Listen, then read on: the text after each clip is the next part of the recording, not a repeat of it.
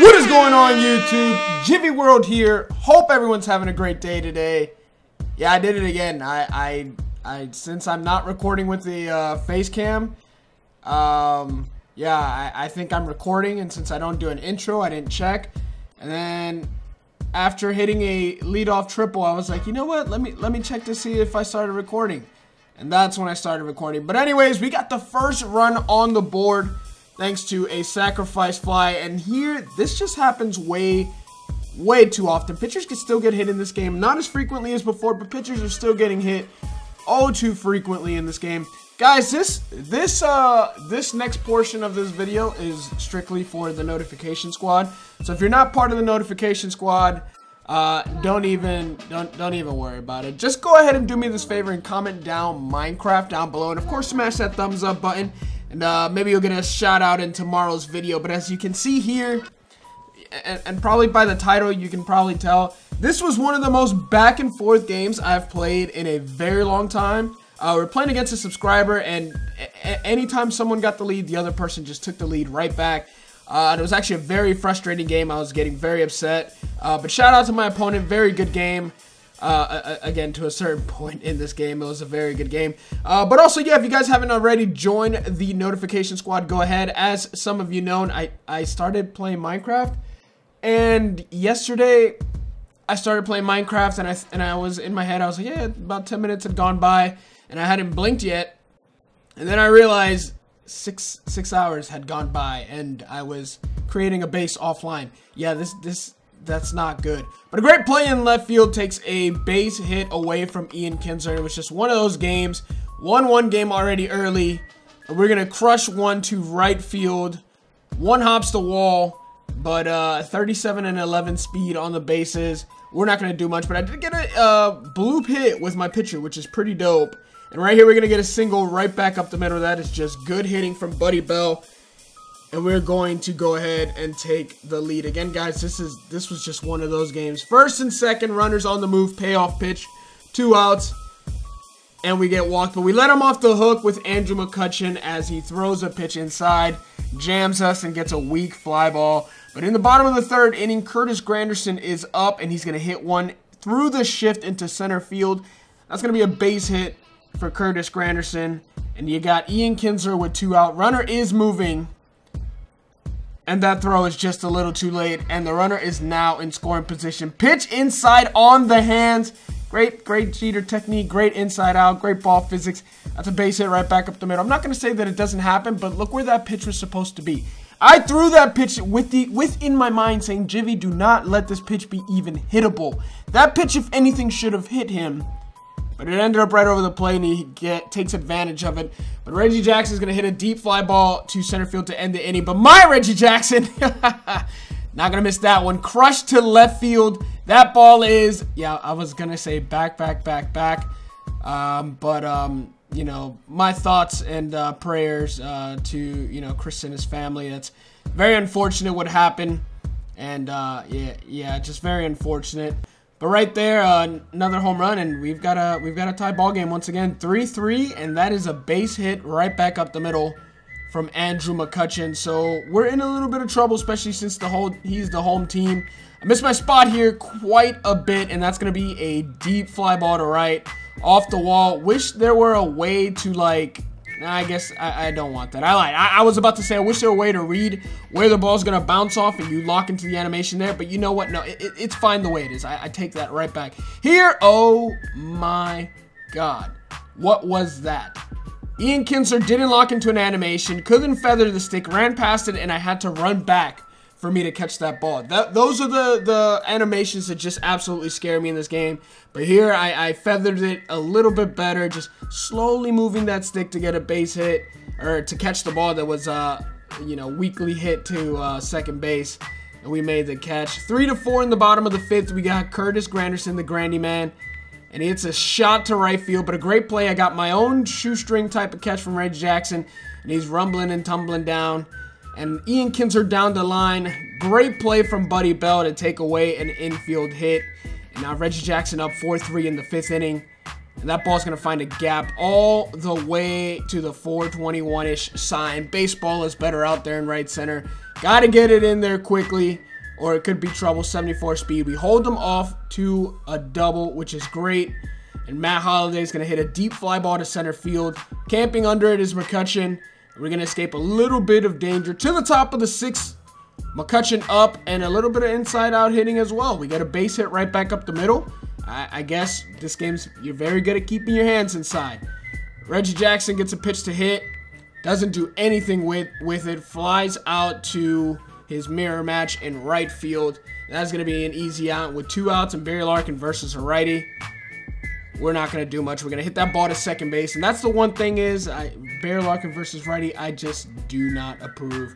Creative player at the plate. And this is where I beg the question. And guys, let me know, should I be using my creative player?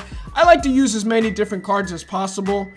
Actually, I don't even know if that was creative player. I'm just speaking to speak right now. But should I be using my created player? Another one of those. He would have been safe at first base anyways. Had to try it.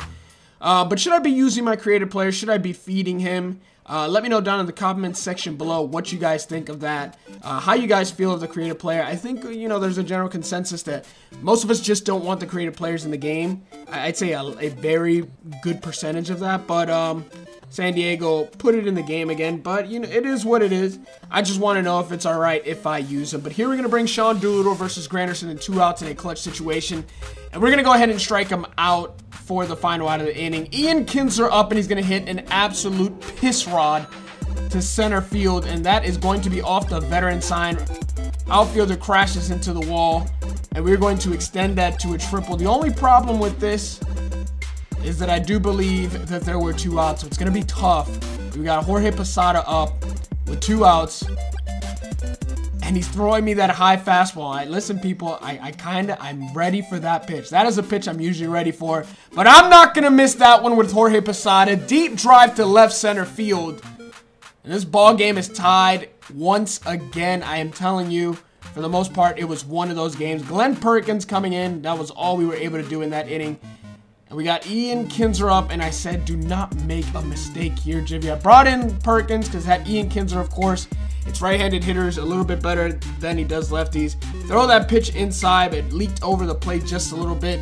Kinsler tagged it and destroyed it. But here we got Jackson flying out to left field. Lefty on lefty. Kelvin Herrera coming in. And Kelvin Herrera is going to get a deep fly ball to right center field, or right field. That ball's traveling to the warning track. Great play by Reggie Jackson. A lot more usable than he was last year, and we're going to freeze created player there. Last year, Reggie Jackson was a liability in the outfield. This year's card, being that it's a younger version of Reggie Jackson with still great hitting attributes, this card is absolutely phenomenal. McCutchen in the top of the 8th, and he's going to strike out. We were looking for a pitch down there. I just had a feeling he was going down to Reggie Jackson.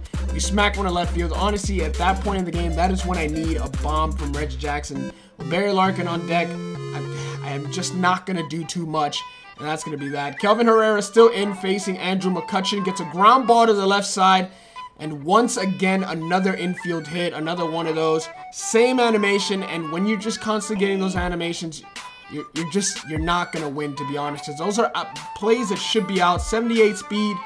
Pitchers are a lot more agile than that, especially a guy like Kelvin Herrera, who's not, you know, completely unathletic. Buddy Bell is going to crush one, but not even remotely crushed, as this ball is Aroldis Chapman versus Adrian Beltre, and that ball was absolutely tattooed. The score is now 5-9.